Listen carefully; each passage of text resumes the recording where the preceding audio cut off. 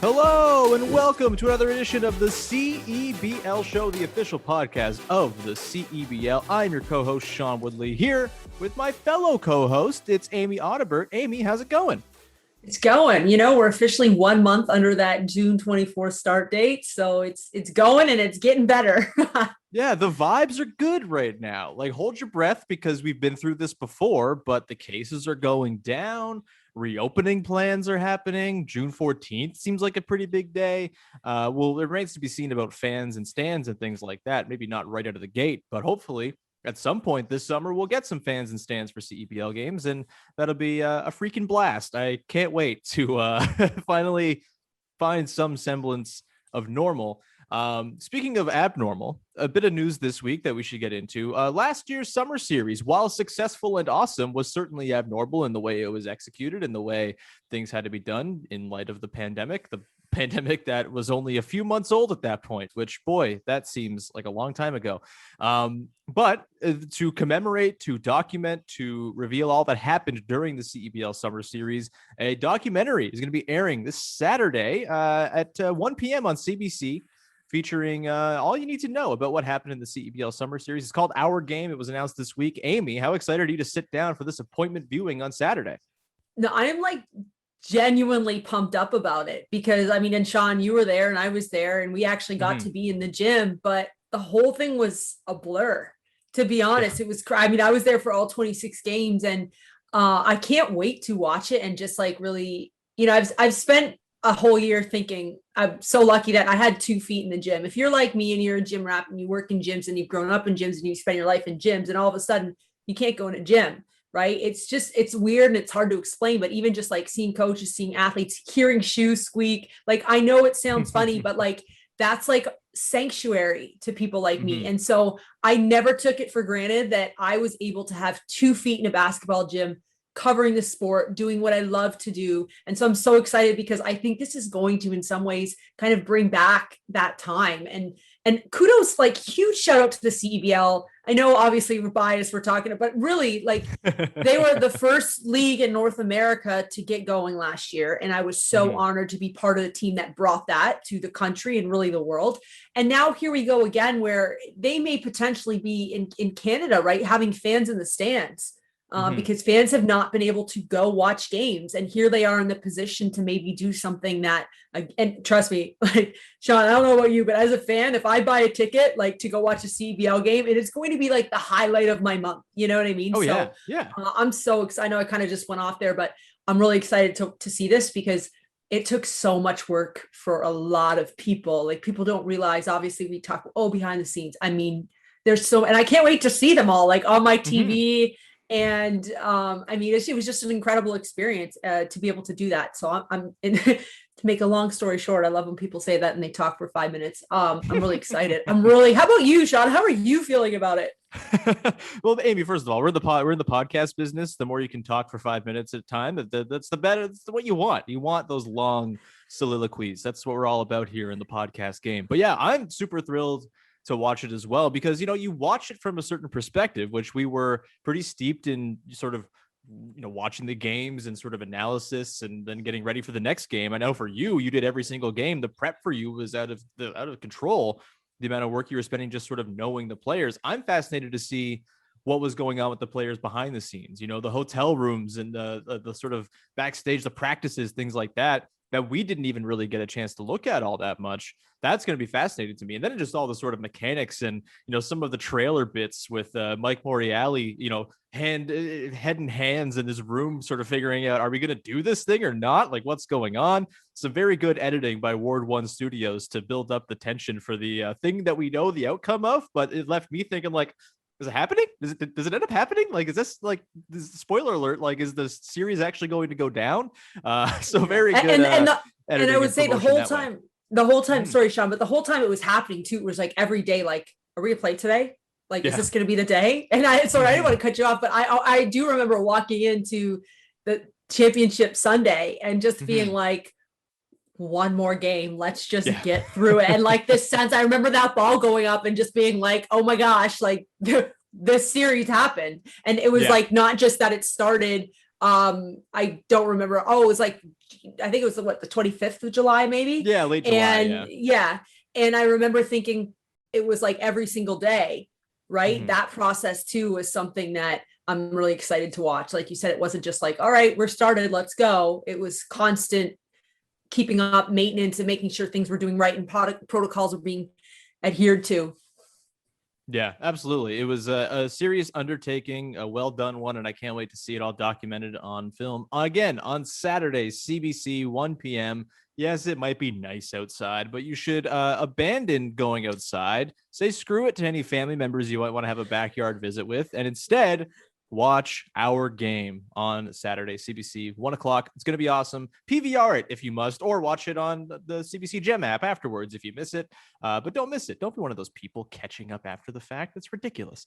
We do have a couple things to get to here. I forgot to tease out the top. We have a special guest coming on today's show, as we do on every episode of the podcast. Victor Raso, the head coach of the Niagara River Lions. I just had a brain fart forgetting the teams in the league. That's silly. But Vic Raso is going to be on later on in the show in just a few minutes here. And we're going to talk about a whole great number of things, including the great Ottawa migration to Niagara and what's going on there. Dave Smart joining the crew down there.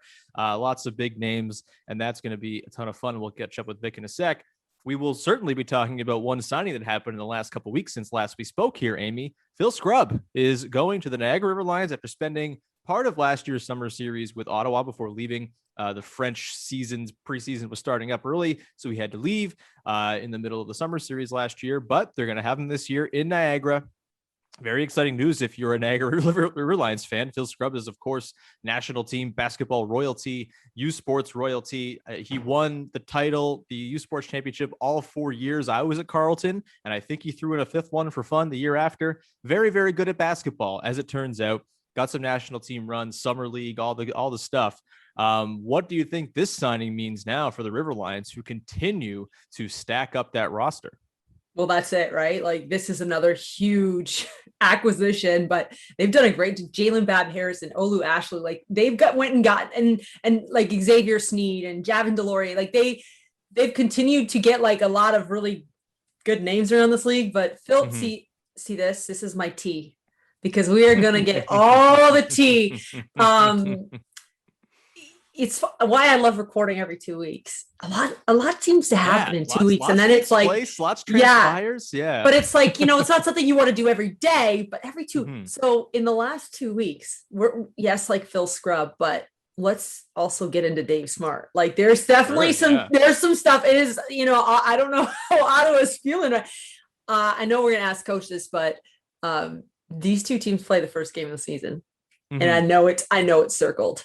And I believe that's actually the CBC national game is in Fraser Valley. So I'm definitely going to make sure I've got this one on my tablet, because I cannot wait. But yes, I mean, this is big time. Obviously, it's big time for Niagara because it's Phil Scrubb, because he is a very decorated player in our country. And it's awesome that we still get to watch him play. But there's like, dare I say, some drama maybe happening, going on. There's some stuff. So we're going to find, a good thing we have the head coach and GM joining us today to chat about some of this stuff. Great planning by you and Ansh.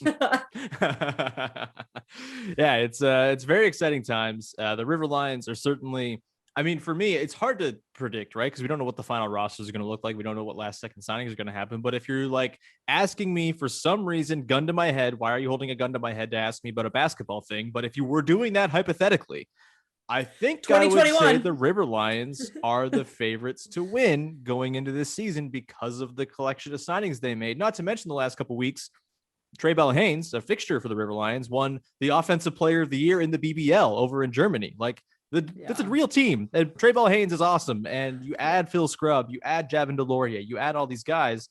It's going to be a fantastic watch down the highway for me, I guess pretty close to you down in St. Catharines. And it's going to be a ton of fun. We're going to get into all of that with Victor Raso, the head coach of the Niagara River Lions, coming up in just 1 second here on the CEBL show. Stick around.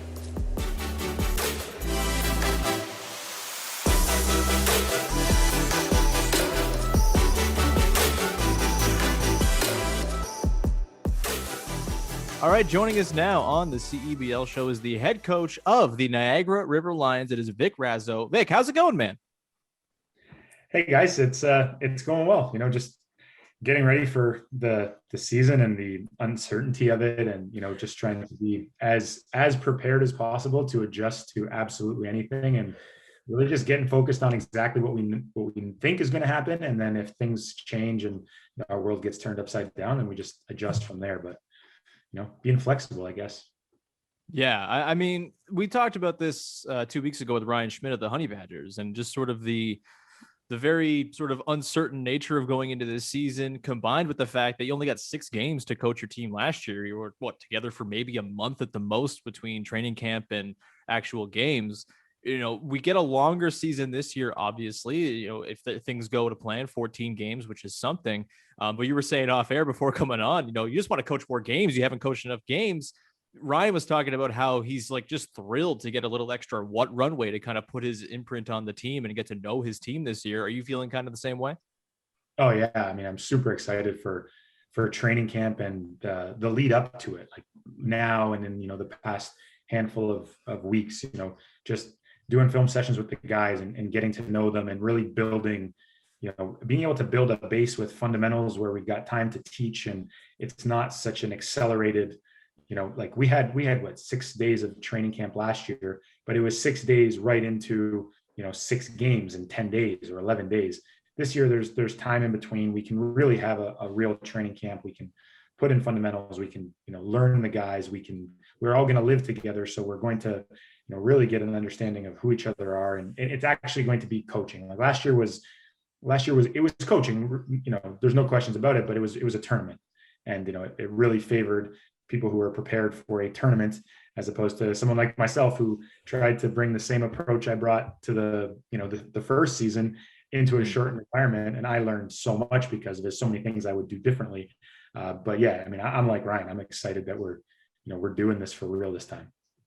Yeah, before we get into this season, which is hopefully in 28 days from now, just because this big doc is coming out right on Saturday, with the CEBL, and we were just saying, I'm excited about it just because it was kind of a blur, right? So it's going to be fun to kind of watch some of the behind the scenes stuff and go back that time. But I know you said you learned a lot about it. Can you just kind of dig in, because I remember you guys on that first game were I think you it was against Hamilton, right? I think it was the first game of the tournament, right? And then I'm interested because I never thought of that about a season versus a tournament. What were the differences, would you say? Well, the difference is mainly the approach that I have for a season is really to put people in difficult emotional situations and deal with the problems. And, in the first season, I had that ability because I could, I had 4 or 5 days in between games. I had practices, I could put guys in situations in practice that were uncomfortable, and then we could figure it out over time. With that approach in a season like last year, it works when you're playing well, but when it doesn't, there's not a lot of time to correct things. And, from a coaching perspective, I would do things a little bit differently, be very simple, essentially, not a lot of gray area, do more stuff like zone defenses and junk stuff. You're just trying to win games. It's a tournament at the end of the day. A regular season, I want to be more polished, more fundamental, give people more of an opportunity to kind of grow into a role. And then there's also the GM side of it. That team that I put together last year, if I had known it was going to be a tournament, it probably would have been a lot different. And that team was built for a regular season where we could really understand roles and spacing, because our team we had to be very good at our spacing last year because we didn't have a lot of shooters, and we had certain guys who needed to be in certain spots. And, as soon as one thing went sideways, we had to find ourselves. 2.5 weeks in, I thought we did find ourselves and we started to play well. But, if you give up 2.5 weeks in a 3-week tournament, you're going to be behind the 8 ball. So, I mean, there's a ton of stuff to learn. I hope that we don't have to coach in a tournament again, but if we do, I will be more prepared this time. You mentioned the sort of the GM side of things and bringing in personnel, and it's been a very transformative offseason, I would say. I mean, you're going to have a lot of guys back. Cassius Robertson, obviously Trey Bell-Haynes, who I want to talk to you about a little bit more in particular, a handful of other guys returning, but some new faces as well, including Olu Ashalu and, of course, Phil Scrubb, who was signed just in the last couple of weeks here.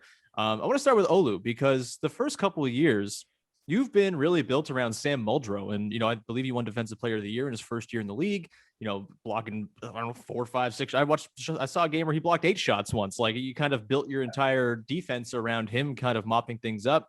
On the offensive end, he wasn't afraid to pick and pop, fire away threes, kind of offered a bit of a diverse game there. Olu comes in, presumably to kind of fill that spot in the front court with Muldrow now not on the team, or at least not right now. What is the sort of the process of, you had a lot of continuity for 2 years. There's a lot of new faces this year. How do you sort of take what worked and what didn't, and then apply it to this new roster that you've kind of built? What worked was when people understood exactly what was expected of them, and they were at the point in their careers or their game where they could fulfill their roles. So, sure. Those two things didn't align last year. And a lot of it had to do with being a pandemic and guys not being able to play. Sam was, I don't think it's a surprise that Sam was not prepared to play in that tournament last year the way he was to play in the season the year before. In last year's team, we had one true point guard and one true center, and then we had a lot of kind of versatile guys in between. This year's team, it's not just Olu. It's going to be Olu and Javin Delorier, and then we have Grant Shepard as well. And so we're going to have 3, an interesting combination of 5 men. Olu has been around for a long time, who is incredibly fundamental, as you saw last year. He understands what it takes to win, and he understands, that he's going to have some limitations. He's a little bit undersized at the 5 spot, but he's very competitive. He's very vocal. He understands what we're doing. And then you pair him with someone like Javin, who is, 6'10" and athletic and has very good winning habits, and can do a lot of the athletic things that Olu can't do, but we'll learn a lot from, the mental side of the game that Olu has. And then you've got Grant Shepard, who is, he's got a ton of potential. He's 6'10", he's incredibly athletic. He shoots the ball well, and I'm excited to see how he kind of pushes both of those guys. And, he could do a little bit of damage there, but it's really more by committee. And now we're going to have 3 5-men this year, as opposed to having 1 last year. So I'm excited for that. It's going to make our guards a heck of a lot better. Depth at the 5 is a fun conversation north of the border, right? We didn't get it this season. Let's talk about Xavier Snead. What goes in? So there's like a handful of guys now that have been not plucked, but in some ways, obviously recruited out of the G League, right? Like guys that are on NBA organizations' radars. And so you pick up the phone as a GM. How do you get or convince or recruit a guy to come play in the CBL in the summer? Well, the CBL has done a really good job for itself. It's done itself a huge favor in being so good on social media. Me and Cassius Robertson were talking about this a couple of days ago, about how, they've made it attractive for people to come to this country and to this league. And if you're a player and you get recruited by the CBL team, and you get on your phone, which is probably the first thing you're going to do, and look at the league website, you're going to be like, oh shoot, this looks better than the league I'm in right now. So that already right there, it gives us some credibility once we have this conversation, and we know the guys are going to go back and check it out. But players like Xavier and Javin and Tyree White, even, those are kind of guys who, my mandate when we started this was find those Canadians, the young, talented Canadians, and develop them. And that is the number one priority every single year, is be the best place for Canadian professionals to grow every single summer. And then, because of having some success, and because the league has gone on, the league has done a good job. And I got to give a lot of credit to Antwi, because Antwi is, he's phenomenal, and he's incredibly connected, and he knows a lot of these people. We've now got the opportunity to take Xavier and Javin, who have signed NBA contracts and have been in NBA training camps, and have yet to really, outside of the G League bubble, haven't had a real professional season. We got an opportunity to do that with these guys the same way we want to do it with young Canadians, and it's incredibly important to us that we've got 3 Americans coming in who are at the first stop in their professional career. Again, the G League bubble happened, but the first stop in your professional career where you can really grow, and all 3 of our guys have the athletic potential to play their positions in the NBA, which is really cool. And now it's a matter of, teaching them how to play the game, how to compete every single day, understanding your role in competing, and then working on their skills. And as our team a couple years ago was, we had Trey and Cassius, who were in their end of their first years playing pro. Now we've got kind of more veteran Canadians, and the young guys coming in are these 3 Americans. So it's a cool dynamic, and it's fun that we're able to get this type of talented Americans to come to our team and grow with us for a summer. I'm glad you mentioned Trey, because he is, to me, if you're kind of looking at the first 2 years of the league and looking sort of on aggregate, the guys who have brought the most value to their teams, I think Xavier Moon's one, and I think you could put Trey Bell-Haynes too. He would have been my nominee for MVP in the East last year, or I guess, did we do East-West? I can't remember how it went in the first year, but either way, he would have been up for MVP for me. I thought he drives the bus for you guys in a way that, other than Moon, no other point guard really does in the CEBL. Did the same last year, had the dramatic Elam ending winner as well. The one that I hate my call for because I lose my mind too much and it's like terrible. My mic pops, it's awful. But, Trey's always reminding me of that when they show that clip on the excellently run CEBL socials, as you've been talking about.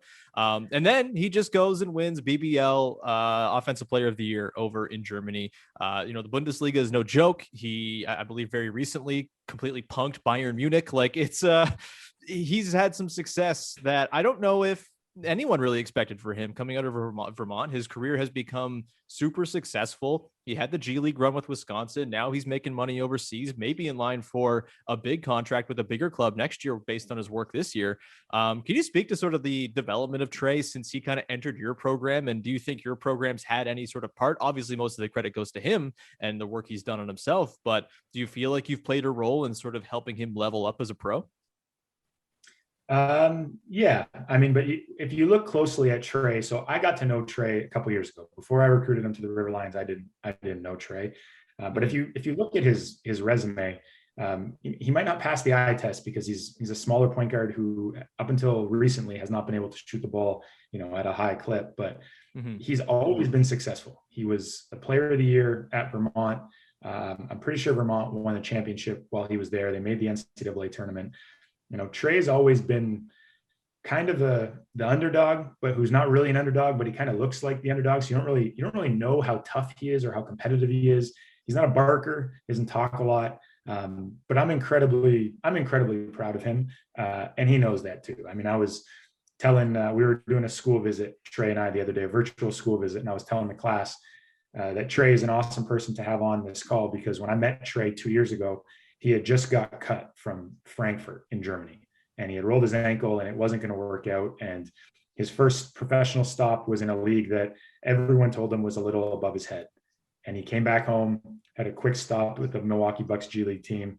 And then he came to the River Lions and he started training. And ever since we started training together that summer, you could just see like the confidence was insane. And regardless of kind of what happened, because he had a lot of failures that first year, he just believed that if he kept working and working and working, he was better than pretty much everyone told him he was. And he worked incredibly hard. He got a lot better that summer, had a really solid year in Finland. He came back last summer. He used COVID to work on his body. He got stronger. He got a lot better during our summer series, or the summer series last year. I thought he did a heck of a job in a tough situation. And it's different being here than it is overseas, right? Playing against guys who you've known your entire life, people who either think you're good or don't think you're good, or from the same city who haven't had the chances or are playing better leagues than you. I thought that was really important for Trey. And then he took all of that to go back to Germany and win Offensive Player of the Year. Like that is really cool. 2 years ago, he got cut from that league, and now he's the Offensive Player of the Year in that league. And the sky is just the limit. Like if you've got the right mentality and you're not afraid to work on your game and keep putting yourself in situations where you're going to get better and you're only focused on winning, like good things are going to happen. So I'm proud of the role that, the small role that I've played in Trey's career, but I'm just more proud of his mentality and how he keeps getting after it and how he keeps just proving people wrong and moving up and moving up. And I think you're right. Like he's in line to move, get a big contract and play on a top team next year, which is really exciting. Just to sort of follow up on that and Trey's development here, you go into year 3 now of the league and he's the mainstay. He's been there since the beginning. how does it help you in terms of a couple different factors, right? There's the sort of getting the team sort of coalesced in short order, and having him, I can imagine, be pretty helpful. And then also in terms of like recruiting, can you point to Trey as like a success story for people who are maybe on the fence about the league and say, look at this guy and what he's done with running the league and how he's parlayed that into a more fruitful pro career? Like, is he help in kind of both of those regards?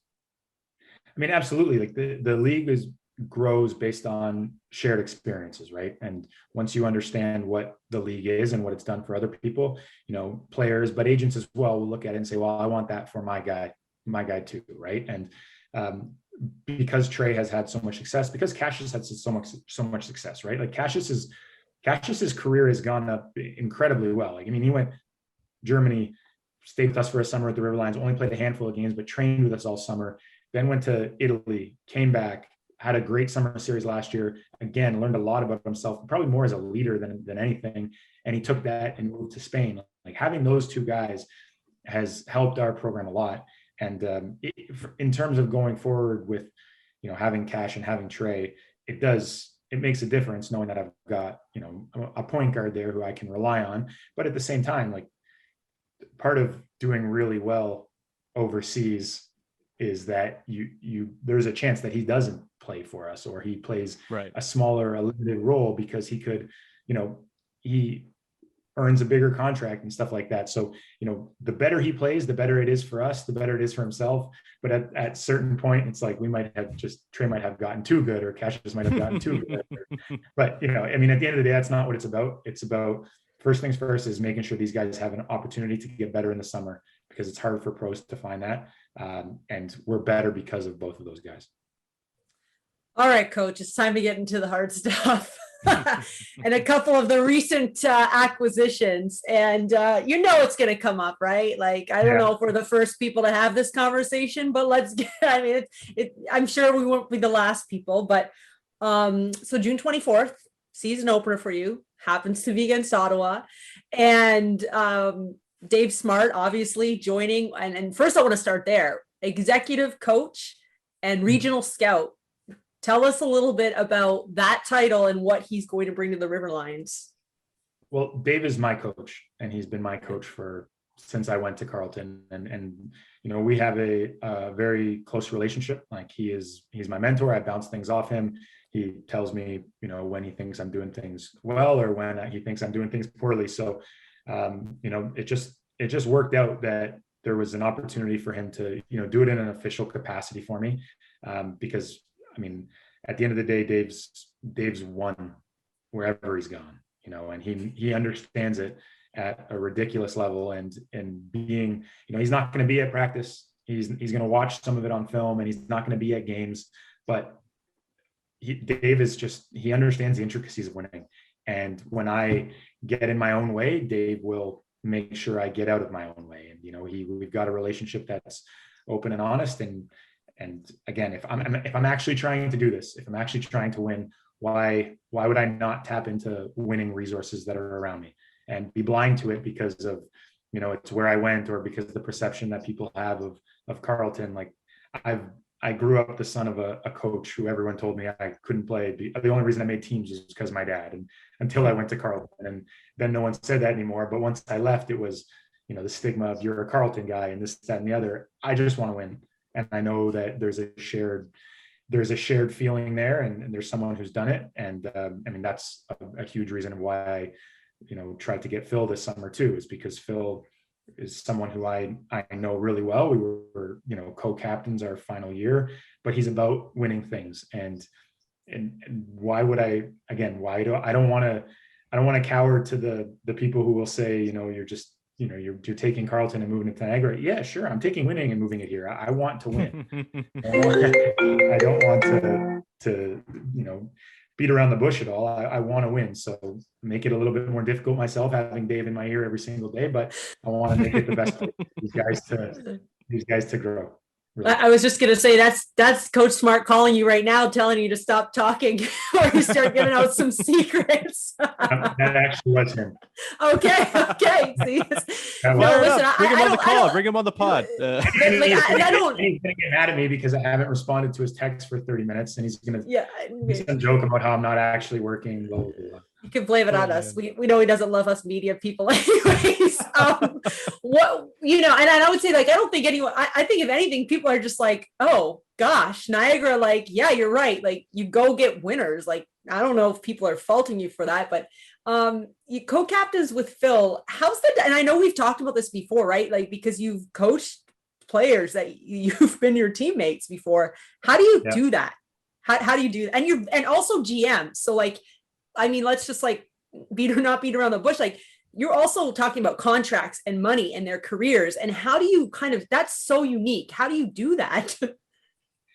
Well, you know what? It's funny how it worked, because when I went to Carleton, I had 2 years to play and I was going to do my MBA. So when I went there, Dave and I had always talked about, like, I wanted to be an assistant coach for a year, which had been my third year at school. And midway through my first year there, he said, that deal's off the table unless your teammates see you like someone who could step into a coaching role. So right from then, I realized, like, I wanted to be a coach. I knew I wanted to be a coach, and the relationships with my teammates, although they were friendly, there had to be that they had to understand that I could move into that role as a coach. I was never going to coach Phil because Phil was graduating at the same time as me, and so was Tommy. But they kind of saw it too, and so as much as we can joke around and talk about, non-basketball stuff, from a basketball perspective, it makes sense to them. And it makes sense to me as well. If it was, one of my best friends in the world, Brady Heslop and I had conversations about him playing for me. And it just kind of was like, neither one of us really wanted to go there because we're buddies before we're basketball friends, Right. But with Phil, and Guillaume as well, like, we just see each other in that light. Like, they know how much respect I have for them and the way they approach the game. They have the same respect for me and the way I approach the game from a coach. And I just tell them the truth. And, negotiating contracts when you're not trying to rip the other person off is not overly difficult. Right. So we navigate through that kind of stuff. We've always had an open, honest policy about us. It's part of, being at Carleton together. So it's not as difficult as you would think. It can be bad if you're trying to be sneaky, but that's not really who I am. One other Carleton connection, Vic, and this would be my last one for you, but Lloyd Pandy was the U Sports Player of the Year last year, kind of came in midway for Ottawa after Phil Scrubb left to go back over to France. And he was amazing, like, totally, I think, shocked us as to the level he was playing at, kind of playing as like a small ball, big, dribble handoff, stuff like that, doing some stuff off the bounce. He was really impressive. You get Lloyd Pandy in the draft this year, continuing the Carleton connections. And again, I love what you said. You're just moving winning to Niagara. There's nothing wrong with that. And Lloyd Pandy is also part of that conversation. Thoughts on him and what he can bring, and now his second year playing in the CEBL with a little bit more of a season to actually work with, as opposed to like 4 games. Yeah, 4 games, and he wasn't at training camp last year. So yeah, Lloyd is really, really talented. And I guess the thing that Lloyd has going for him, the reason why he can contribute at this level is because he's physically capable. Not many guys who are rookies in U Sports have, are as strong essentially and as athletic as he is. Like, Lloyd is very, very strong, so he can defend and he can finish around the rim just as well as anybody at this level can, because he's strong enough. But he's a very good basketball player. I've known Lloyd since when I played there. He was coming up in the youth programs, and he's a really good basketball player. He's a really good kid, and they can't practice this summer, right? Like, that is also my thing about the Carleton guys and Carleton, is that I know what happens there in the summer, and I know how that, like, I try to mimic that in Niagara. I know the scrimmages and the amount of film and strength and training that you're getting. And I know that those guys can't get that this summer. So I know that Lloyd and Grant will benefit from being in Niagara because they can actually train the entire time. They can play in games. And Lloyd is going to be a problem for us and the savior for us all at the same time. There's going to be times when we need someone to play the point guard, and Lloyd will just play it. And there'll be times where, there's veterans who've played pro for 8 years and we're like, we got to play Lloyd. And, Right. you know, so that is, I mean, I think we're giving him and Grant an awesome opportunity to get better for the summer, as well as E-Man, but E-Man's been with us and they're giving us an opportunity to be a better basketball team. So it's a win-win. And he's a super academic young man from what I understand, right? Because I mean, he's going to have opportunities to play professional basketball, like probably overseas, right? Before he graduates. But I mean, he's back. You don't have to comment. I'm just saying, I think it's so interesting when you see what he can do on the court at this level. And he's just finished, well, I guess because of COVID, he just finished his second year of university, right? Like, yeah, this is the second. Yeah. Like that's awesome. Okay, I do have one more for you, and I'm definitely going to get you in trouble. Sean and I have the distinct honor of sharing on broadcast teams with the Godfather, Coach Joe Raso. And I'm going to get trouble. So can you share? I want some like behind the scenes, not the story that you tell everybody who asks. What is something that nobody knows? Because, I cannot wait to see him again. I loved working with him last year and I can't wait to see him again, but give us some dirt. Come on. On my dad? Yeah. Oh, geez. I mean, I don't know. Like if there's a million funny stories that I have, like from when I was a kid and he was coaching some of the stuff, but I don't know. I mean, did he ever get ejected? Did he ever get ejected or kicked out of a gym? Oh, oh yeah. Like I mean, there was one time at Brock. I'm sure he remembers where his team was, I think, up 30. There was 3 seconds to go in a game, and he got ejected. And I was in grade 7, and so like I'm seeing my dad get ejected, a full stadium or a full gym at Brock, which was a pretty like intimate stadium, and I'm just trying to make sense of why he just got ejected and like asking my mom, like, they're winning, right? Like they're not, I'm confused. Like we're winning, we're not losing. And then like him having to try to explain it to me at dinner. We're like right outside of Brock University campus. Like, I mean, but that kind of stuff would happen all the time. My dad got ejected more than once. So. Yeah. Please write the book. Please write the book. Have you been ejected as a coach yet, Vic? No. And I found myself, I got a technical once in my first year, and it was accidental because in Fraser Valley, there's not a lot of room on the sidelines. And I just jumped forward and the ref ran into me and I was apologetic. They still gave me a technical, which I'm not a big fan of, but I'm trying not to be a technical guy. Well, if you're going to get a technical of coaches, if you get teed up or ejected, just make sure we're on the crew together so that our mics can go up and we can jump in with this. We can get Proud Pop out there. I mean, if my dad is calling the games when I get ejected, then I hope he has a smile on his face. Noted. Well, Vic, we appreciate you taking the time to chat with us today. It was really, really great catching up with you. Great to see your face, which it's been forever since that was the case. And hopefully we see a lot more of it coming up here. Go return Dave's call. Don't get in trouble anymore. And have a wonderful lead up to the season. Hopefully we can see you soon. Awesome. Thanks, Sean. Thanks, Amy. We'll see you guys soon. Take it easy, Vic.